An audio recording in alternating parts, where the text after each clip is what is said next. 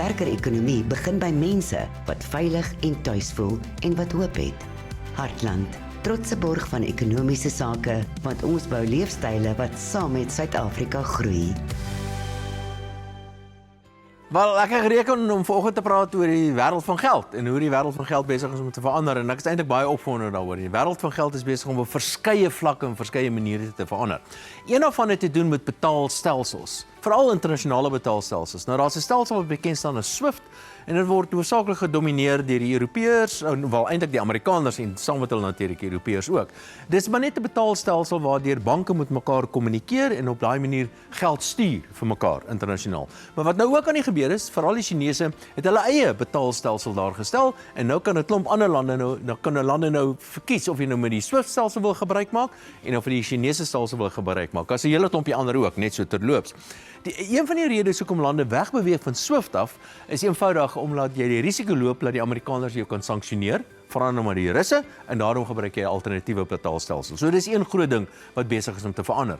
Nog 'n groot ding in die wêreld van geld wat besig is om te verander, en dit het te doen met die reserve status van geldeenhede. Nou die enkele belangrikste reserve geldeenheid vandag in die wêreld bly nog steeds die Amerikaanse dollar. En die rede daarvoor is om die Amerikaanse, daar's klomp redes, maar die Amerikaanse kapitaalmark is 'n baie diep en 'n baie likwide kapitaalmark.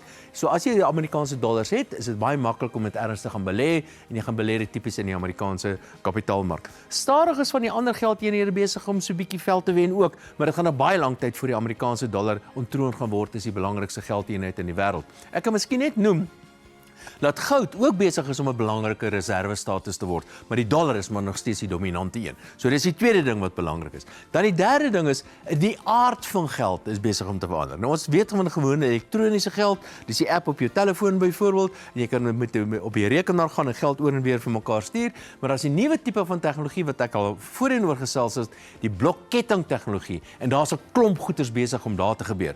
Goeders soos byvoorbeeld sentrale bank digitale geldeenhede, dit bestaan al reeds, en die Europeërs gaan eie sentrale bank digitale euro tot stand bring, die einde van hierdie jaar, en natuurlik is daar ook hierdie een, dis die ding waaroor ek baie opgewonde is, sogenaamde stabiele coins of stable coins, en veral die Amerikaanse dollar is een van daardie geldeenhede wat baie gewild is deesdae, en dis vir groot transaksies, baie groot internasionale transaksies. Die euro-dollar en die petrodollar byvoorbeeld word in baie groot mate ondervang deur die Amerikaanse dollar stablecoins, maar al meer en meer word dit gebruik vir kleinhandeltransaksies ook, waar mense nou van Amerika of na Malawi geld wil stuur, of van Suid-Afrika na Sudan en dies meer. So die wêreld van geld is besig om dramaties te verander, en as mens kyk na die geskiedenis, sodra die wêreld van geld verander, dra dit by tot meer ekonomiese aktiwiteite. So, baie goeie nuus.